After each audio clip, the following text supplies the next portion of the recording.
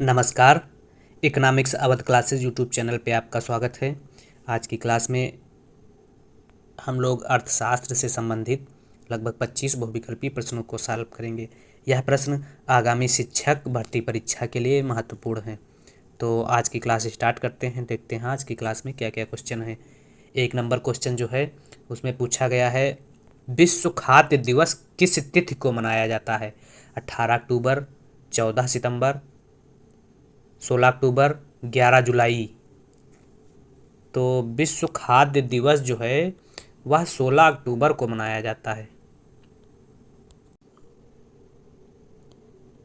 11 जुलाई को जनसंख्या दिवस मनाया जाता है। यह भी इम्पॉर्टेंट है, बहुत पूछा जाता है। तो 16 अक्टूबर को विश्व खाद्य दिवस मनाया जाता है।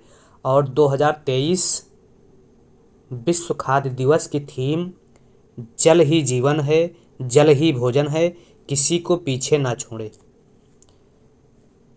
विश्व खाद्य दिवस मनाने की परंपरा जो है 1979 को संयुक्त राष्ट्र खाद्य और कृषि संगठन द्वारा घोषित किया गया था तथा 16 अक्टूबर 1981 को पहला विश्व खाद्य दिवस मनाया गया।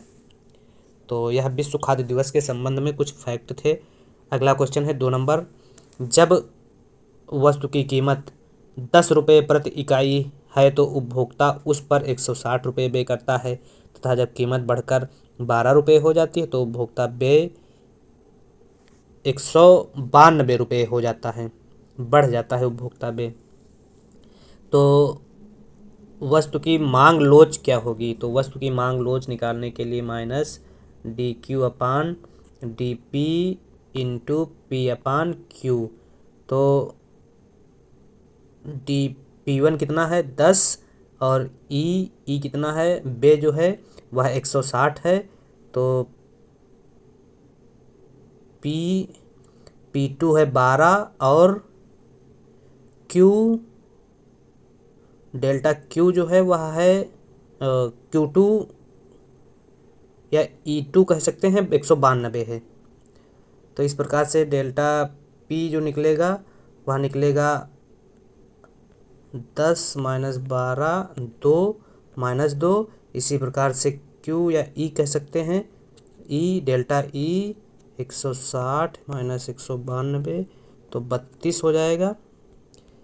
तो इस प्रकार से इसको सूत्र में रखने पर 32/2 गुणे 10/160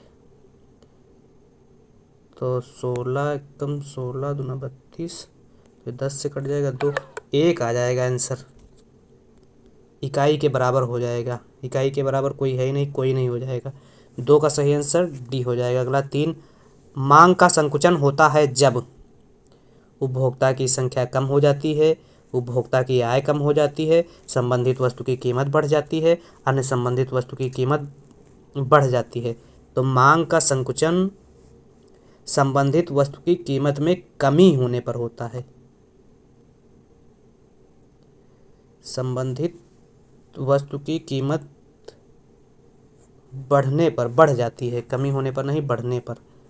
कमी होने पर कोई ऑप्शन है ही नहीं इसमें। संबंधित वस्तु की कीमत बढ़ने पर सी सही हो जाएगा 3 का। मांग में संकुचन क्या है? मांग में संकुचन तथा विस्तार अन्य बातों के समान रहने पर कीमत में कमी के पश्चात वस्तु की मांग में होने वाली वृद्धि को मांग का विस्तार कहते हैं। कीमत में कमी के पश्चात वस्तु की मांग में होने वाली वृद्धि को क्या कहते हैं? मांग का विस्तार कहते हैं। या कह सकते हैं कि मांग वक्र पर डी ये मांग वक्र है और मांग वक्र पर ऊपर से नीचे की ओर चलन क्या कहलाता है? मांग का विस्तार कहलाता है। मांग विस्तार में प्राइस बढ़ने पर क्या होता है? डिमांड कम होती है और प्राइस कम होने पर डिमांड क्या हो जाती है? ज़्यादा हो जाती है। प्राइस अगर इतना है तो मांग इतनी है, प्राइस घट के इतनी हो गई तो मांग बढ़ गई। तो यह नीचे की ओर मांग वक्र पर नीचे की ओर विचलन या चलन क्या कहलाता है? मांग में संकुचन, मांग में विस्तार। इसी प्रकार से मांग में संकुचन क्या होगा? अन्य बातों के समान रहने पर कीमत में वृद्धि से मांग में होने वाली कमी मांग में संकुचन कहलाता है। तो इसको भी टीडी या मांग वक्र हो जाएगा। तो इसमें मांग वक्र में प्रारंभ में कीमत क्या थी, इतनी थी तो मांग इतनी हो रही थी।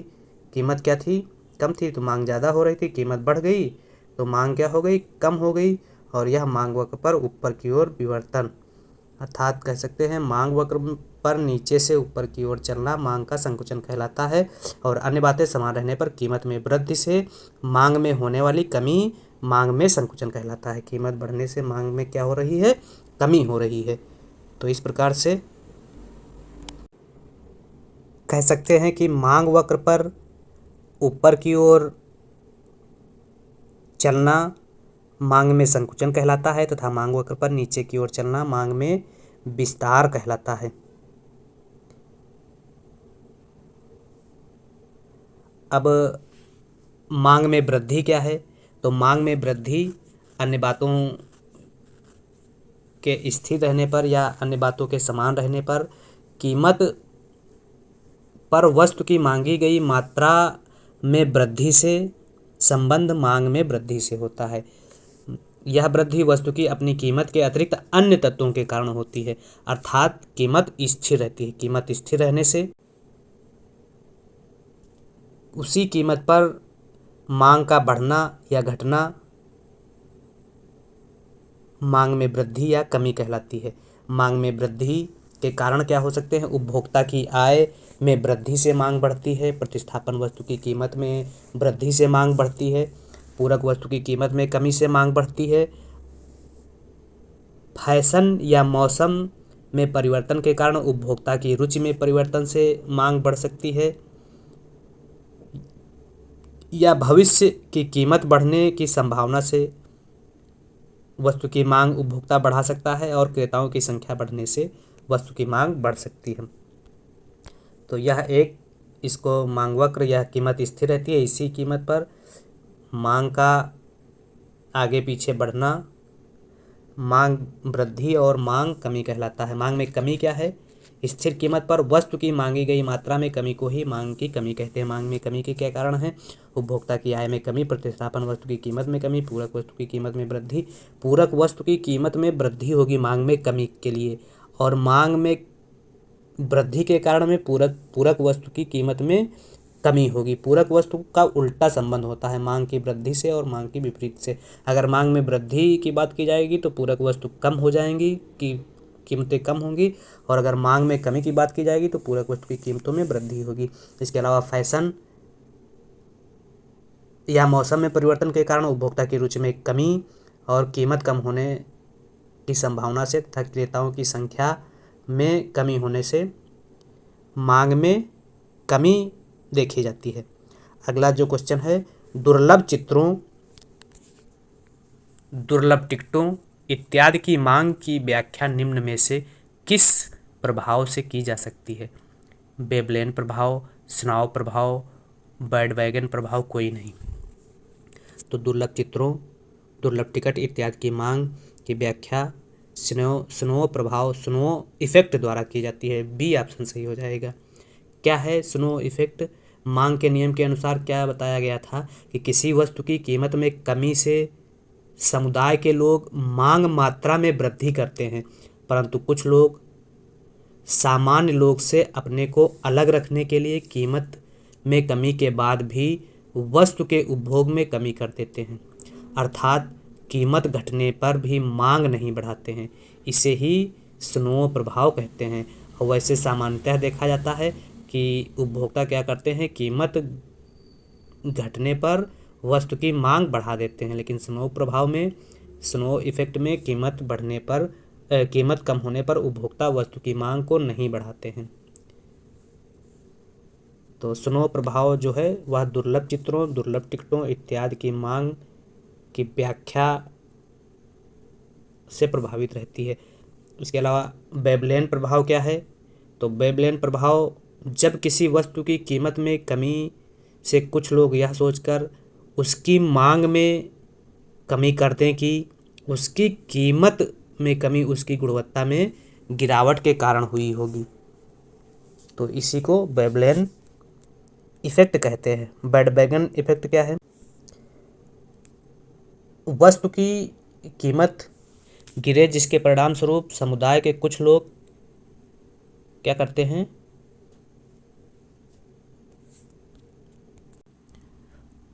उस वस्तु की मांग बढ़ा देते हैं, परंतु कुछ लोग कीमत गिरने के कारण नहीं बल्कि दूसरे लोगों के उपभोग में वृद्धि के कारण उसका अनुसरण करके मांग बढ़ाते हैं। इसी को क्या कहते हैं? बैडबैगन प्रभाव कहते हैं। बैडबैगन प्रभाव से कुछ फैक्ट हैं जो एग्जाम में पूछे जाते हैं, क्या क्या है उनको जान लेते हैं। बैडबैगन प्रभाव में धनात्मक या शुद्ध बहिर्प्रभाव होता है। लेवेस्टीन इसे सामाजिक बंधन की संज्ञा देते हैं। अगर सरल सरल अर्थ में कहें तो बैडबैगन प्रभाव का अर्थ यह है कि जैसे जैसे सब लोग करें वैसा आप भी करें, इसमें विवेकशीलता हो या ना हो, जैसा सब लोग समाज में कर रहे हैं वैसा करिए, यही बैडबैगन प्रभाव है। कार्टेल एक भाग है, तो कार्टेल अल्पाधिकार बाजार का भाग है। अल्पाधिकार बाजार की क्या क्या विशेषताएं हैं? विक्रेताओं की अल्पसंख्या होती है, विक्रेताओं में परस्पर निर्भरता पाई जाती है, समरूप अथवा निकट स्थानापन्न वस्तुओं का उत्पादन होता है, विज्ञापन एवं विक्रय लागतों पर अधिक व्यय होता है, फर्मों का जो है सीमित कीमत नियंत्रण होता है, मांग वक्र की अनिश्चितता होती है और कीमत स्थिरता होती है। तो अगला जो क्वेश्चन है वह है औसत आगम वक्र को कहा जाता है। तो औसत आगम वक्र को मांग वक्र या एआर वक्र भी कहा जाता है। न्यूनतम लागत संयोग वाली फर्म को कहा जाता है। तो न्यूनतम लागत संयोग वाली फर्म को अनुकूलतम फर्म कहा जाता है। प्रतिनिधि फर्म क्या है? तो प्रतिनिधि फर्म की अवधारणा मार्शल द्वारा दी गई थी, और सुव्यवस्थित फर्म जो अनुभवी हो चुकी है और आंतरिक तथा बाह्य बचतों का पूरा लाभ कमा रही है, उसी को प्रतिनिधि फर्म कहा जाता है। प्रतिनिधि फर्म में मूल्य का निर्धारण औसत लागत से होता है। प्रतिनिधि फर्म की विशेषताओं में यह फर्म ना तो बहुत नई होती है और ना बहुत पुरानी होती है, इसका ना विकास होता है ना संकुचन होता है, इसको ना हानि होती है ना लाभ होता है। दीर्घकालीन सामान्य मूल्य फर्म की औसत लागत के बराबर होती है। प्रतिनिधि फर्म एक अथवा एक से अधिक भी हो सकती है। साम्य फर्म क्या है? तो साम्य फर्म की अवधारणा पीकू द्वारा दी गई थी। तो साम्य फर्म उस स्थिति का प्रतिनिधित्व करती है जब संपूर्ण उद्योग साम्य की स्थिति में हो। साम्य फर्म उद्योग की सबसे कार्यकुशल फर्म होती है। उद्योग द्वारा उत्पादित वस्तु का मूल्य इसी फर्म की उत्पादन लागत के बराबर होता है। साम्य फर्म एक अल्पकालीन फर्म है, किंतु यह जो है विचार आर्थिक विश्लेषण में बहुत उपयोगी है। अनुकूलतम फर्म क्या है? तो सर्वोत्तम या अनुकूलतम फर्म ऐसी फर्म होती है जिसमें उत्पादन के सभी साधनों का सर्वश्रेष्ठ समन्वय होता है। ऐसी फर्म की औसत लागत न्यूनतम होती है तथा औसत लागत न सीमांत लागत के बराबर होती है। औसत लागत और सीमांत लागत क्या होती है? बराबर होती है। विशेषताओं की अगर बात की जाए तो इस फर्म का आकार सर्वोत्तम होता है, यह उद्योग की सबसे कार्यकुशल फर्म होती है। अनुकूलतम फर्म उत्पादन लागत न्यूनतम होता है। इस फर्म की सीमांत लागत औसत लागत के बराबर होती है और सीमांत लागत सीमांत आय के बराबर होती है। अनुकूलतम फर्म का आकार परिवर्तित होता रहता है। अगला जो क्वेश्चन है वह है फर्म के कुल स्थिर लागत वक्र का ढाल क्या होता है? तो फर्म के कुल स्थिर लागत वक्र का ढाल शून्य होता है। किसने सबसे पहले कीमत निर्धारण में समय के महत्व को स्वीकार किया?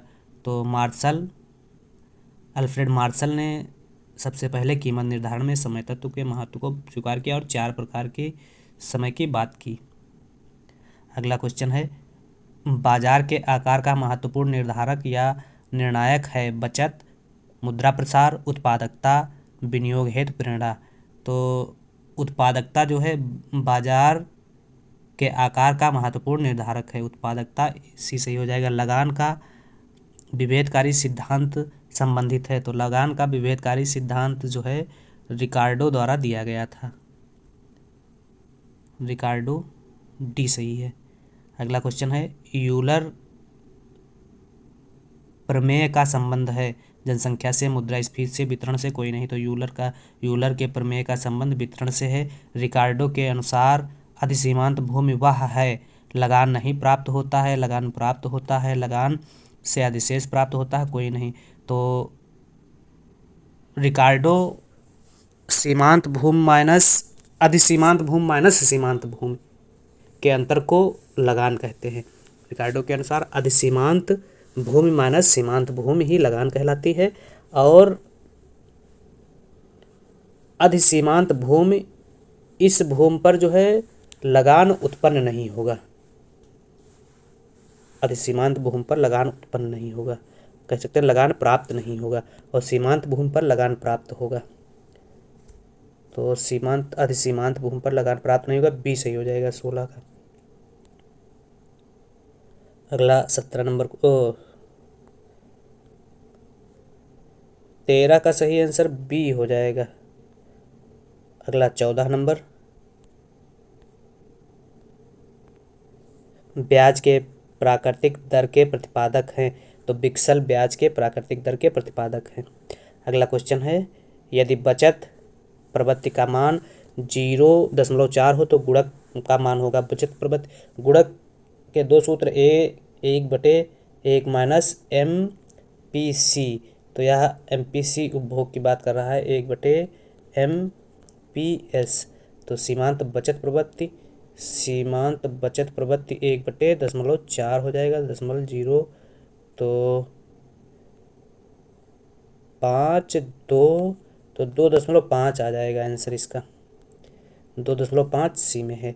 निम्न में कौन सा वक्र कीन्स के बचत फलन को सही सही प्रदर्शित करता है? तो सीसी वक्र जो है कीन्स के बचत फलन को सही सही प्रदर्शित करता है। वैगनर लॉ प्रत्यक्ष रूप से संबंधित है, तो वैगनर लॉ जो है राज्य की बढ़ती क्रियाओं से संबंध रखती है। 17 का सही आंसर सी। क्या है वैगनर लॉ?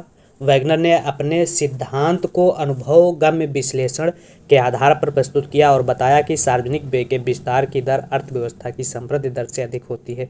जैसे जैसे आर्थिक विकास होता जाएगा, राज्य की क्रियाओं में और तेजी से विस्तार होगा। वैगनर के सिद्धांत को राज्य व्यय के विस्तार का नियम भी कहा जाता है। अगला क्वेश्चन क्या है, किसानों को ऋणों में राहत देना भाग है रक्षा व्यय का, योजना व्यय का, गैर योजना व्यय का, विकास व्यय का। तो किसानों को ऋणों में राहत देना जो है वह गैर योजना व्यय का भाग है, सी सही है 18 का।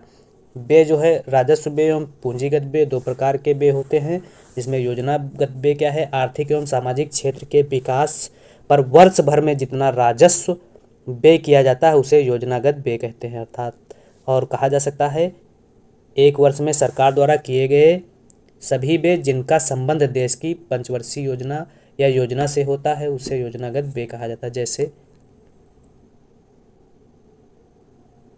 ग्रामीण विकास पर व्यय, गरीबी बेरोजगारी पर होने वाला व्यय, सिंचाई पर होने वाला व्यय, बाढ़ नियंत्रण पर होने वाला व्यय। इसके अलावा क्वेश्चन में जो पूछा गया है वह गैर योजनागत व्यय के बारे में पूछा गया है। तो गैर योजनागत व्यय वह व्यय जिस व्यय का वर्णन पंचवर्षीय योजना में नहीं होता उसे गैर योजनागत व्यय कहा जाता है। जैसे कौन कौन से व्यय गैर योजनागत व्यय के अंतर्गत रखा जाता है, और उसमें शामिल है प्रशासनिक व्यय, ब्याज अदायगी पर व्यय, पेंशन पर व्यय, रक्षा पर व्यय, अनुदान एवं सहायता, विदेशी सरकारों से सहायता। इन सब व्ययों को गैर योजनागत व्यय के अंतर्गत रखा जाता है। अगला क्वेश्चन, कर की दरों में परिवर्तन उपकरण है। तो कर की दरों में परिवर्तन उपकरण जो है राजकोषीय नीति का उपकरण है। अगला क्वेश्चन है 20 नंबर, किसके द्वारा प्रतिचक्रीय राजकोषीय नीति को लोकप्रिय बनाया गया? कीन्स द्वारा प्रतिचक्रीय राजकोषीय नीति को लोकप्रिय बनाया गया। जेम कीन्स, ए में सही, ए सही है। सामान्य सेवाओं पर व्यय है पूंजीगत व्यय, राजस्व व्यय, गैर योजनागत, योजनागत। तो सामान्य सेवाओं पर व्यय जो है वह राजस्व व्यय के अंतर्गत आता है। एक वर्ष में सरकार द्वारा किए गए वे सभी व्यय जो चालू उपभोग आवश्यकताओं को पूरा करने से संबंध रखती हैं उन्हें राजस्व व्यय कहा जाता है। रिकार्डो बैरो समतुल्य